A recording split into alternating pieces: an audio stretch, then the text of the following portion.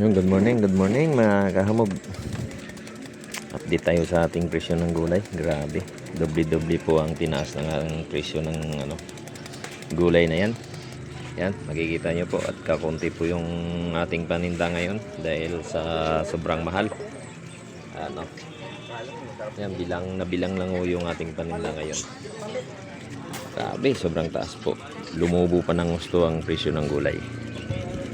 Yan.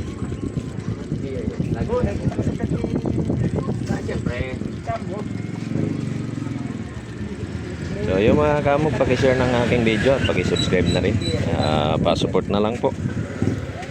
Ayan, ang ating hanap buhay ngayon. Kahit mataas ang presyo, tuloy pa rin. Para tayo maipangbili ng ating makakain sa araw-araw.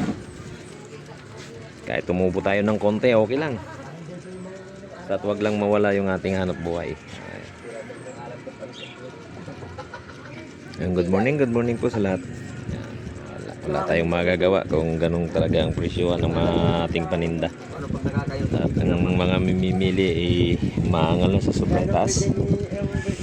Pasensya na ako kayo mataas na rin ang kuha namin sa palengke. Gumigising ko kami ng madaling araw para makapagpamili, para mailatag namin dito ng umaga at hindi na rin ako kayo mahirapan na pumunta ng palengke.